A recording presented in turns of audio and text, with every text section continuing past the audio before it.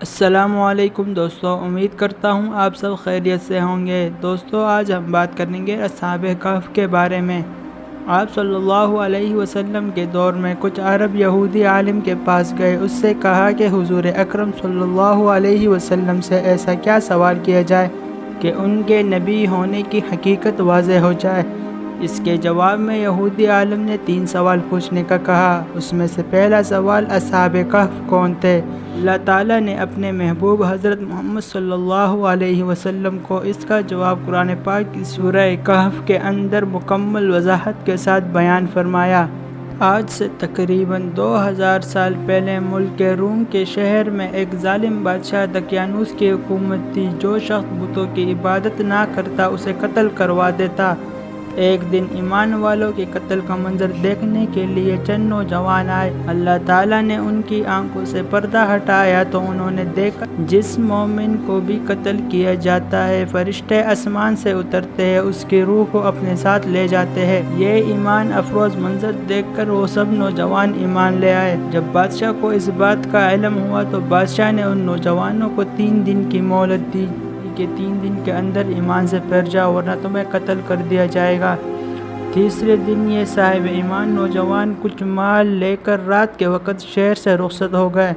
راستے میں انہیں اپنے خاندان کا بکریاں چروانے والا ایک چرواہا ملا، جسے انہوں نے اپنا ماجرا بیان کیا اور اسے بھی ایمان کی دعوت دی۔ چرواہے نے ایمان قبول کیا اور ان کے ساتھ شامل ہو گیا۔ چرواہے کا رکھوالی کرنے والا کتا بھی ساتھ چل پڑا۔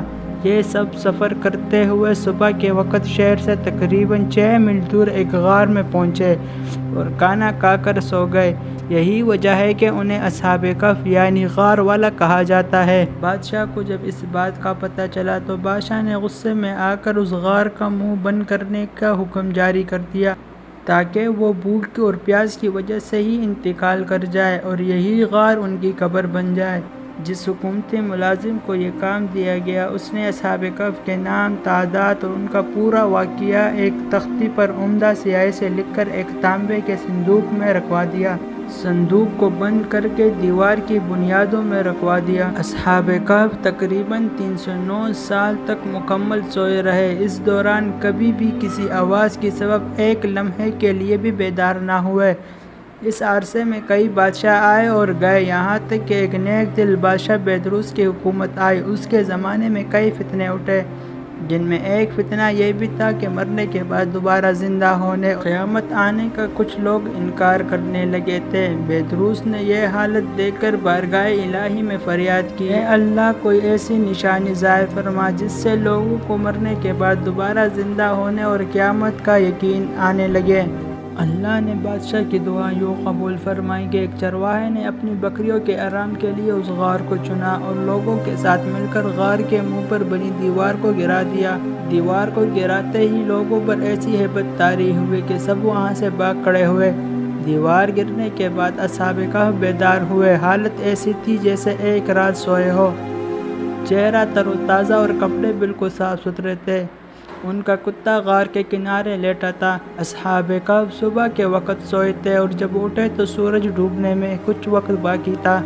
انہوں نے نماز ادا کی اور اپنے ساتھی یملیخا کو کھانا لانے کے لیے بھیجا۔ یملیخا ایک تندور والی دکان پر گئے اور کھانا خریدنے کے لیے دقیانوسی دور کا سکہ دیا۔ صدیوں پرانا سکہ دیکھ کر بازار والے سمجھے کہ ان کے ہاتھ کوئی پرانا خزانہ آ گیا ہے۔ یملیخا کو حاکم کے پاس لے گئے۔ حاکم نے سوال کیا، خزانہ کہاں سے آیا؟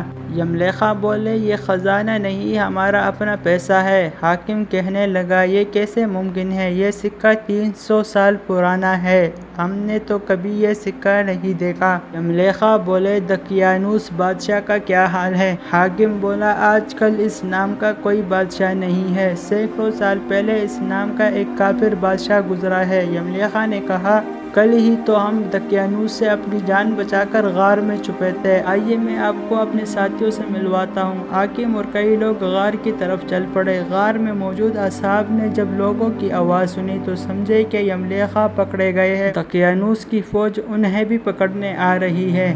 یملیخا نے غار میں پہنچ کر ساتھیوں کو سارا ماجرا بتا دیا۔ حاکم نے غار کے کنارے صندوق دیکھ کر اسے کھلوایا۔ اندر سے تختی ملی جس پر اصحاب کہف کا حال لکھا تھا۔ حاکم نے یہ خبر بادشاہ بیدروس تک پہنچائی۔ اس نے اصحاب کہف کا حال دیکھ کر سجدہ شکر کیا۔ اللہ نے مرنے کے بعد دوبارہ زندہ ہونے اور قیامت کا یقین دلانے کے لیے نشانی عطا فرمائی۔ اس کے بعد اصحاب کہف نے دین کی تبلیغ کی اور اس کے بعد دوبارہ واپس اسی غار میں چلے گئے۔ وہیں ان کی روح قبض ہو گئی۔ بادشاہ نے وہیں ان کی قبر بنائی، وہاں ایک مسجد بھی تعمیر کی۔ دوستو، ایک قول کے مطابق اصحاب کہف کی تعداد 7 تھی۔ دوستو، اگر آپ کو ہماری یہ ویڈیو اچھی لگی ہو تو ویڈیو کو لائک کریں، چینل کو سبسکرائب کریں اور بیل آئیکن دبانا نہ بھولیں۔ میں ملوں گا آپ کے ساتھ کسی دوسری ویڈیو میں، تب تک کے لیے اللہ حافظ۔ تم خیال کرتے ہو کہ غار اور لوح والے ہماری نشانیوں میں سے عجیب تھے۔ جب وہ جوان غار میں جا رہے تو کہنے لگے کہ اے ہمارے پروردگار، ہم پر اپنے ہاتھ سے رحمت نازل فرما اور ہمارے کام میں درستی کے سامان مہیا کر۔ تو ہم نے غار میں کئی سال تک ان کے کانوں پر نیند کا پردہ ڈالے، یعنی ان کو سلائے رکھا۔